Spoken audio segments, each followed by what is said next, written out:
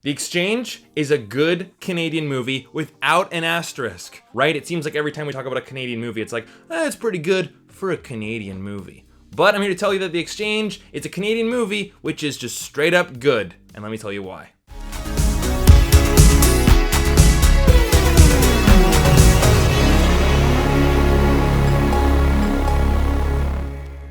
Hey everybody, my name is Brandon, aka the BrandoCritic. Thank you guys so much for being here. But if it's your first time here and you like reviews, reactions, and hangout live streams all about movies, then this is the place to be. Hit that like and subscribe button. It really helps out the channel and I really appreciate all your support. And so do my partners at Movie Scene Canada, so make sure you check them out as well. Their link will be in the video description box below. But today, I'm gonna give you my honest, no BS review for The Exchange and tell you if it's worth a watch today. So The Exchange follows our main character, Tim, and he's your average run-of-the-mill nerdy guy in high school who has no friends, so he looks for an exchange program to fill that void. But Tim's looking for someone who won't stand out in the crowd and basically just talk to him about French foreign films. But he does get a French foreign exchange student, and that is Stefan, but it's not the guy that Tim was expecting. Stefan is this very flamboyant, popular, suave, sexually active French dude. So of course Stefan tries to bring Tim out of his shell, but also this entire story takes place in a town in middle of nowhere Canada, which the town is a little racist, and they don't take well to outsiders, especially Stefan, because he's Middle Eastern as well as French. Now Stefan is played by Avan, who is a Vancouver native by the way, so represent. And he completely steals the show.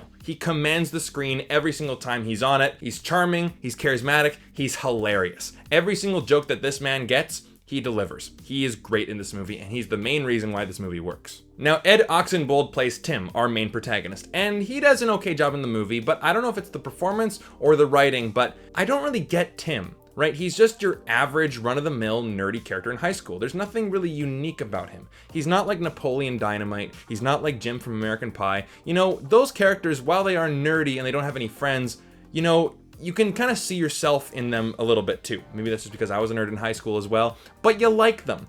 There's no real reason to like Tim other than he's the main character. You're supposed to like him. There was no real reason for me to root for this guy other than that he was the main character of the movie. You're supposed to root for him. But in those other movies, there was something about them, you know, that je ne sais quoi, that made you really want the other characters to succeed. Tim didn't really have that. You know, he looked the part. And he does fine in the role, right? He's not the most hilarious character, right? Because he is the straight man next to Stefan. A more likable protagonist, I think, would have served the movie better here. And then we have Justin Hartley as the gym teacher. Now, this character is supposed to be extremely unlikable, and he does a good job in that respect.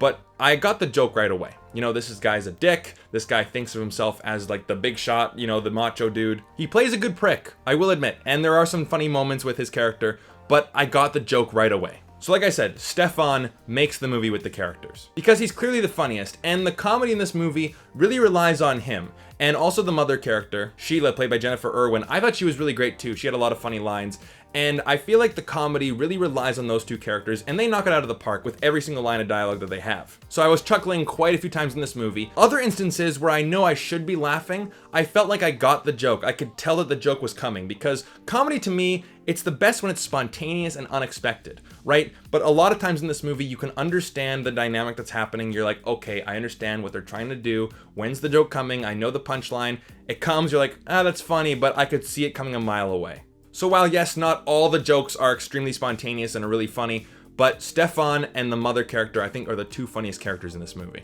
And this movie takes place in the 80s. Now, this movie really could have taken place today.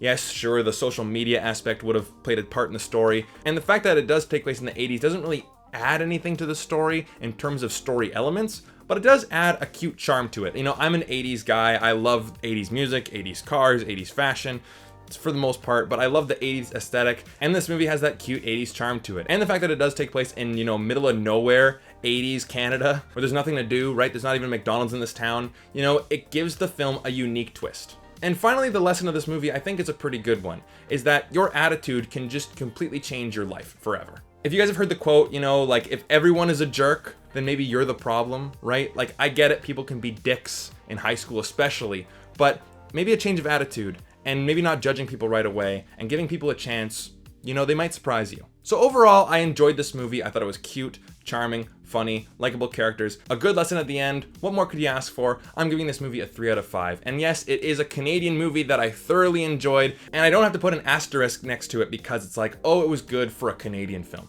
I just think this is a straight up, solid, well-made comedy. So for all my American and international friends, if you guys get a chance to see this, I hope you do check it out and hope you guys like it. If you guys do, let me know down in the comment section down below. And again, guys, what is your favorite teenage comedy? I'd love to know. And if you guys like these kind of videos, make sure you hit that like and subscribe button. It really does help out the channel. And I will see you guys in the next one.